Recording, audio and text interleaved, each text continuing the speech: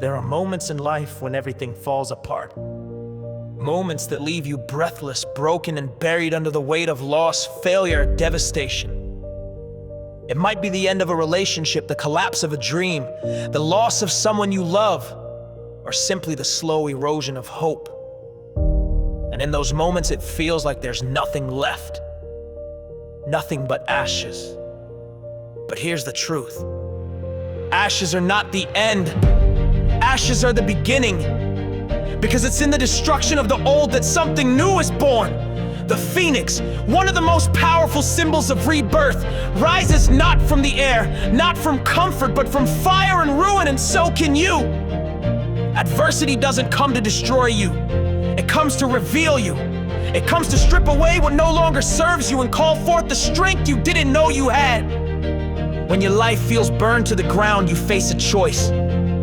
Stay buried in the rubble or build something greater from it. Consider J.K. Rowling. Before she was the world-renowned author of Harry Potter, she was a single mother on welfare, battling depression, and told no by multiple publishers. Her life had crumbled.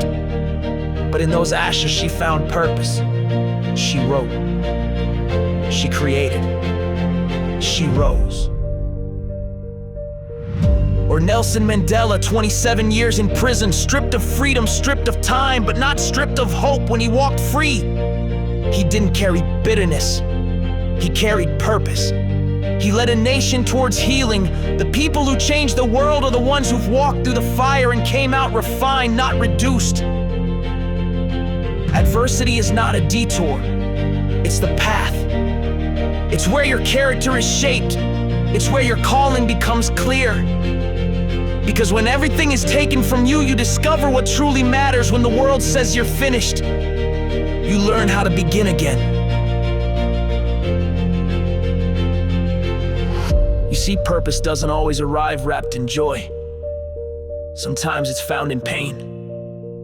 Sometimes it's carved out through heartache, and sometimes it's born the moment you decide, this won't be the end of my story. You may have lost something, but you haven't lost everything, because you still have your breath, you still have your will, you still have your power to choose how this chapter ends.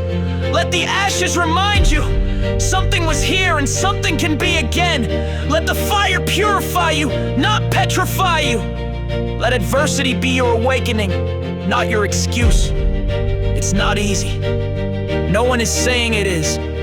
But rising never is. It requires courage. It requires surrender. It requires the audacity to believe that you are not finished. There's someone out there right now who needs the story you haven't written yet, the comeback you haven't lived yet, the light you haven't shined yet. And that starts with choosing not to stay down. You're not a victim of the fire.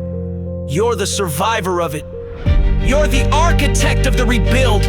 You're the author of the next chapter. Find your purpose in the pain. Find your strength in the sorrow. Find your future in the flames.